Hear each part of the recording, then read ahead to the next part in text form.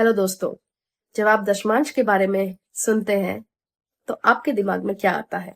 अधिकतर लोगों के दिमाग में आता है कि उन्हें अपनी कमाई का 10वां हिस्सा चर्चेस में देना है। मरकुस अध्याय 12 पद संख्या 30 में लिखा है कि तुम अपने पिता परमेश्वर से पूरे दिल से, पूरे प्राण से, सारी बुद्धि से और सारी ताकत से प्यार करना। यीशु हमसे उम्मीद करते हैं कि पूरा समर्पण होकर परमेश्वर से प्यार करें। अब इसी सिद्धांत को आप दशमांश के लिए भी अप्लाई करें। परमेश्वर ने आपको बहुत से हुनर दिए, टैलेंट से नवाजा है। परमेश्वर ने आपको समय दिया है। अब इन चीजों को अपनी आत्मा, अपने दिल, अपनी ताकत, पूरी बुद्धि के साथ आप कैसे परमेश्वर के राज्य को बढ़ाने के लिए इस्तेमाल कर सकते हैं।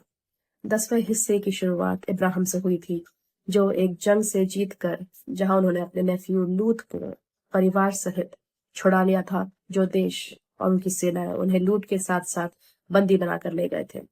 तो जब इब्राहिम उन सबको रिहाई करा कर लेकर उनका सारा लूट उनके कब्जे में आ गया था, उन्होंने अपनी खुशी, अपनी उदारता से सेलम के राजा और महायाजक मेल्कीजेदेक को दशमांश दिया, जो दशमांश मेल्कीजेदेक ने ग्रहण किया बिना किसी कानून के, क्योंकि उस वक्त तक दशमांश का कोई कानून नहीं आया था। दशमांश का उद्देश्य यह था कि वो उसके मंदिर के रखरखाव के लिए, और जो लेवाइट्स थे, लेवी लोग थे जो मंदिर के रखरखाव का काम करते थे, उनके लिए, परदेशियों के विधवाओं की मदद के लिए और अनाथ बच्चों के लिए इस्तेमाल हो, ताकि परमेश्वर की मदद परमेश्वर के मंदिर के द्वारा, परमेश्वर के लोगों के द्वारा इन जरूरतमंदों तक पहुंचे।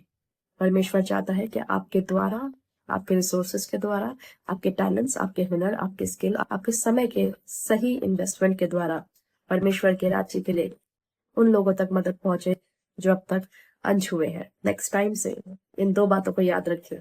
एक तो ये कि क्या आप कमाई के साथ साथ परमेश्वर में अपना समय, अपना हुनर, अपने टैलेंट्स को भी बो रहे हैं या नहीं।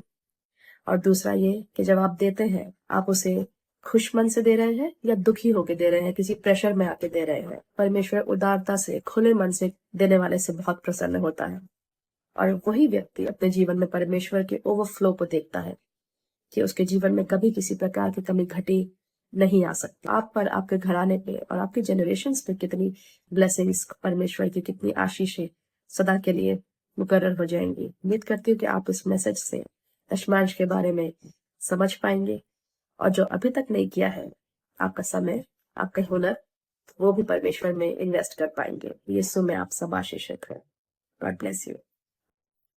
हेलो दोस्तों,